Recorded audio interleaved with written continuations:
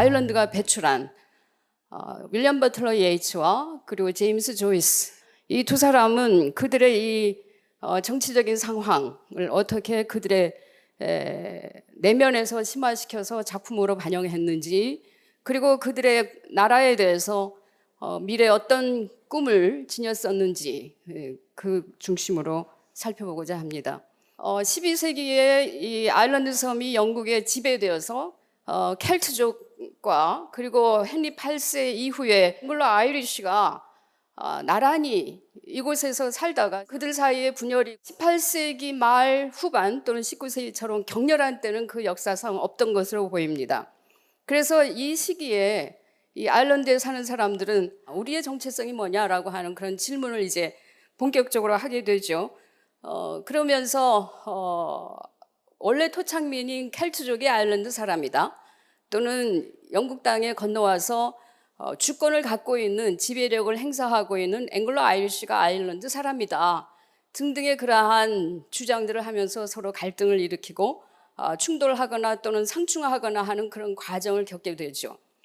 바로 이 19세기 전반기에 예이츠는 시인으로 성장하게 되고, 제임스 조이스도 물론 예이츠보다는 17년 후에 태어나기는 했지만 그의 작품에서 끊임없이 아일랜드의 상황을 언급하고 아일랜드 어떤 상황들을 전혀 벗어나지 못하는 그러한 작가로 성장합니다. 18세기 들어서면서 아일랜드에 살고 있었던 영국계 아일랜드 사람들, 즉 앵글로 아이리쉬들은 1785년에 왕립 아카데미, 로얄 아카데미, 아이리쉬 로얄 아카데미를 설립하고 그들의 정체성을 중심으로 해서 연구에 집중하게 됩니다. 그러다가 이것이 1791년 통일 아일랜드 협회라고 하는 그러한 단체로 이어지게 되죠. 이 통일 아일랜드 협회에서는 전체 아일랜드의 공통된 어떤 이익을 추구해야지 된다. 그러니까 정치적인 이익뿐만이 아니라 경제적인 이익을 추구해야지 된다라고 하는, 그리고 이것이 아주 급작스럽게 세력을 갖게 된 것은 바로 직전에 있었던 프랑스 혁명, 그리고 또 미국에서의 독립전쟁, 그것에 자극을 받은 바가 크죠. 이 즈음에서 토마스 데이비스가 청년 아일랜드 당이라고 하는 것을 결성해서 아일랜드인들의 고유 문화를 가져야지 된다. 그것은 직접적으로는 게일어라고 보통 이야기하는 이 켈트어를 우리의 모국어로 삼아서 다시 모국어가 되게끔 하고, 그래서 영국과 구별되는 이 아일랜드 섬 안에 살고 있는 사람들만의 고유한 어떤 문화를 형성해 나가야지 된다라고 하는 그러한 주장을 하게 돼요. 그렇지만 이 당시에 게일러를 부활시킨다라고 하는 것은 상당히 문제가 있었죠. 1860년대를 지나면서는 결국 게일러는 극소수의 사람들만이 아는 그러한 언어로 바뀌어버리게 되죠. 그 자리를 영어가 차지했고 대부분의 사람들이 영어를 모국어로 쓰는 상황이 되었어요. 예이츠도 마찬가지지만, 그리고 조이스도 마찬가지지만, 게일러로 쓴다고 해서 이게 아일랜드 문학이 되는 것이며 영어로 쓴다고 해서 이것이 영국 문학으로 치부될 것이냐라고 하는 그런 상당히 논쟁적인 그런 문제들이 제기될 수밖에 없는 거죠. 그럼 어쨌든 이 청년 아일랜드 당을 중심으로 해서 아일랜드가 이제 통일을 향해서 나아가야지 된다라고 하는 어떤 미래의 비전을 갖게 된 것은 분명하죠. 그것을 바탕으로 해서 예이츠가 말하는 자신의 작품이 3단계에 속한다라고 하는 그 과정으로 들어서게 됩니다. 그것은 바로 문해 부흥 운동이라고 하는 것으로 나타나는데요.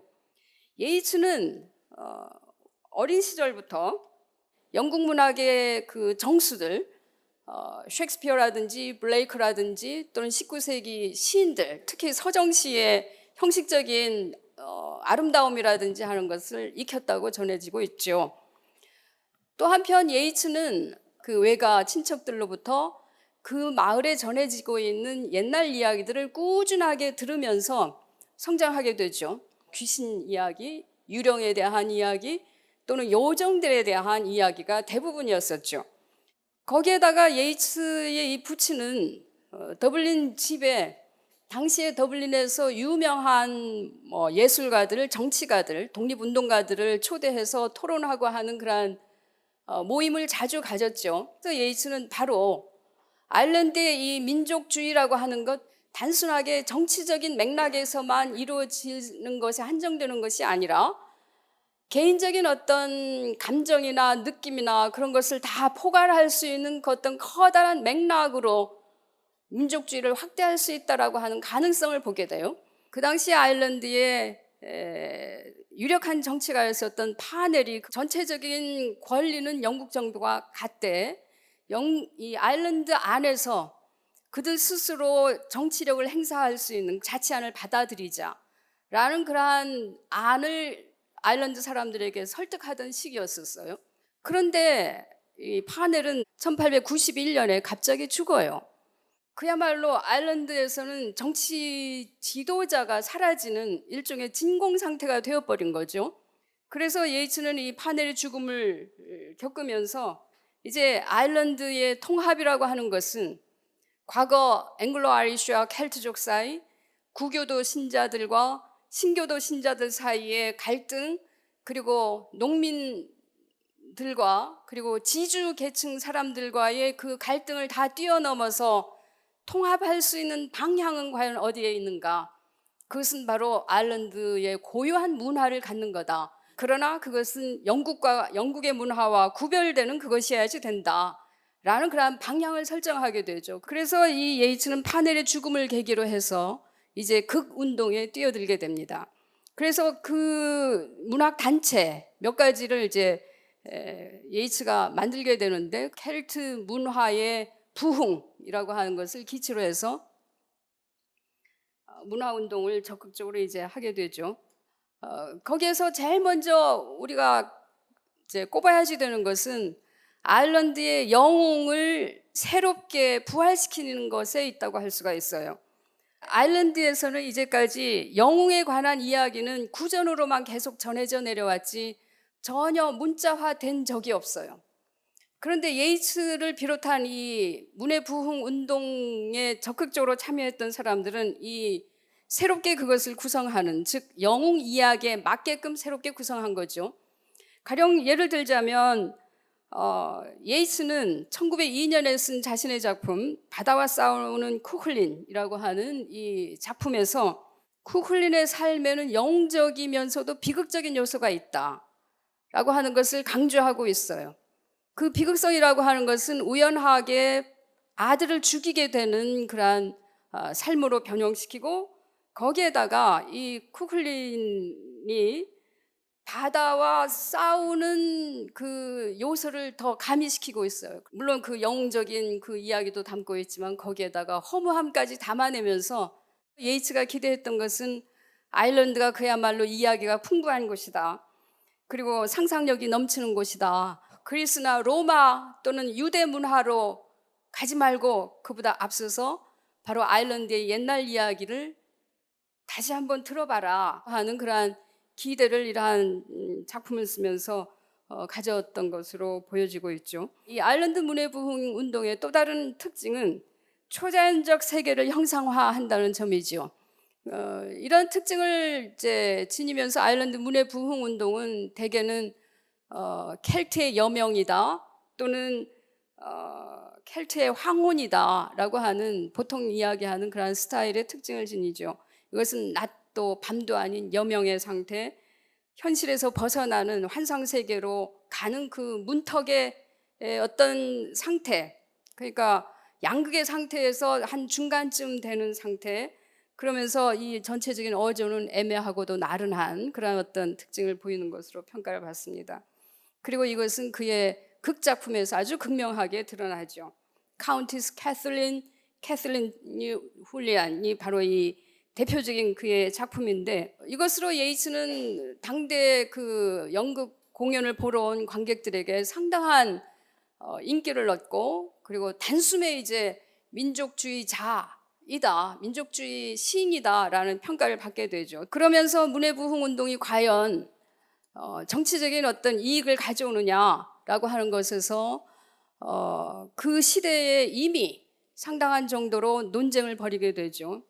그러니까 예이츠의 어떤 활동 중에 이 이교도적인 오컬티즘과의 관계, 인간 영혼에 대한 탐색이라고 하는 것은 빼놓을 수 없는 거예요. 그렇지만 이 문해 부흥 운동과 관련지어 볼 때는 그것의 한계를 짓는 것이 아니었는가라는 그런 판단들을 하게 된다는 거죠. 문해 부흥 운동이 가졌던 또 다른 한계로 작용했던 것은 예이츠는 이 환상 세계에 대해서 묘사하면서 영국 문학의 전통과 계속 접목시키고 있어요. 아일랜드 문해 부흥 운동이 영국과 구별되는 아일랜드 문화를 고취해야지 된다라고 하는 그것에서 좀 방향이 어긋나게 된 거죠. 그의 그 방황하는 앵거스의 노래라든지 또는 어느 시인이 사랑하는 이에게와 같은 그러한 시 작품에서 화자가 보여주는 태도 뭐 이러한 것들이 그것을 잘 보여주는 그러한 작품들이죠. 그럼에도 불구하고 예이스가 이 문해부흥 운동에서 그 자신이 기여한 것 그것들은 전혀 우리가 과소평가할 수는 없겠죠. 이제 우리의 관심을 이제 제임스 조이스로 돌려보고자 합니다. 그는 널리 알려져 있는 것처럼 더블린에서 대학을 졸업한 후 더블린을 떠나서 이탈리아 북부의 북부 지역 그리고 스위스, 프랑스 등등을 떠돌아다니면서 작품을 남겼죠. 그러니까 이 말은 바꿔 말해서 예이츠와 달리 조이스는 아일랜드의 정치 문화로부터 떨어져 지냈다는 의미이죠. 평생을 아일랜드에서 떨어져 지냈음에도 불구하고 조이스가 작품에서 묘사하는 것들은 대부분 아일랜드 사람들 그리고 그들의 내면 그리고 그 속에 작용하는 아일랜드의 정치적인 상황 그리고 종교의 틀 이것들을 암시하고 있습니다. 그 중에서 먼저 아일랜드의 정치 상황과 그의 어린 시절에 각인된 파넬의 정치적 몰락, 정치적인 죽음과 관련해서 그가 어떻게 보고 있는지 먼저 살펴보고자 합니다. 스튜어트 파넬, 이 사람은 19세기 말 아일랜드에서 정말 가장 유력한 정치인이었었죠. 글래스톤과 파넬의 어떤 협상력에 의해서 드디어 아일랜드가 홈 룰에 의한 자치정부를 구성할 수 있겠구나라고 하는 기대를 가졌는데 1889년에 그가 자기의 동료의 아내와 불륜 관계였다라고 하는 것이 드러나면서 정치적으로 굉장히 소용돌이를 일으키게 돼요. 그러다가 그 불륜 관계였었던 캐서린 오쉐이와 공식 결혼을 하기는 했지만 그러나 정치적으로 몰락하게 되죠. 정말 간통을 저지른 사람이다, 배신자다라고 하는 비난을 받으면서 그러다가는 결국 1891년에 갑작스럽게 죽게 돼요. 이 사건을 조이스는 9살에 겪었어요. 그는 나중에 작품 속에서 이 파넬에 대한 언급을 거듭하고 있어요. 그의 작품 더블리너스, 더블린 사람들에서 파넬과 관련해서 담쟁의 날의 위원회실, 이 작품에서 조이스는 파넬이 죽은 다음에 아일랜드가 독립을 향한 그 정치는 그저 구호에 불과한 상태가 되었다. 그것을 계속해서 언급하죠. 그리고 여기에서 조금 더 암시적으로 나타나는 작품이 이제 바로 앞에 실려 있는 고통스러운 사건이라고 하는 작품이에요. 파넬의 죽음으로 이끌어간 아일랜드 대중의 판단 변화를 암시하는 동시에 파넬에 대해서 비판하고 그를 정치적 파멸로 몰고 간 힘 역시 카톨릭의 힘이었음을 조이스는 암시합니다. 조이스에게 파넬은 영국이 아니라 바로 그 자신이 헌신한 아일랜드로부터 버림받은 존재였죠. 조이스는 그의 몰락을 아일랜드의 배신 탓으로 돌리면서 아일랜드인들을 비난하고 있죠. 예를 들어서 젊은 예술가의 초상에서 주인공 스티븐이 대학에서 만난 농촌 출신의 데이빈에 대해서 묘사하는 그 부분을 보게 되면 무식하고 세련되지 못하고 사고도 제대로 하지 못하는, 생각도 제대로 하지 못하는, 그럼에도 민족의식은 아주 강한 그러한 인물이죠. 예이츠가 농민에 대해서 칭송하고 했던 것과는 달리 조이스는 그들의 어떤 칭송이라든지 하는 것이 잘못된 것이다 라고 하는 비판이죠.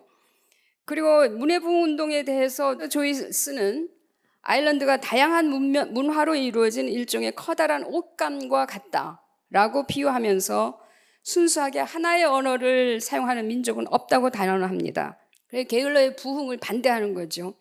그리고 율리시즈에서도 이러한 태도는 계속 이어지고 있는데요.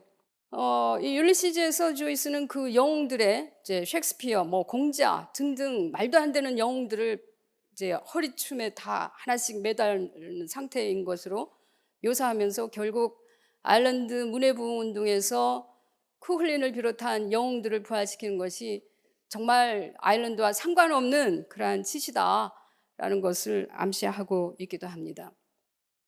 결국 제임스 조이스에게도 아일랜드는 계속해서 작품에 등장하는, 작품에서 벗어나지 못하게 하는 그러한 요소이죠.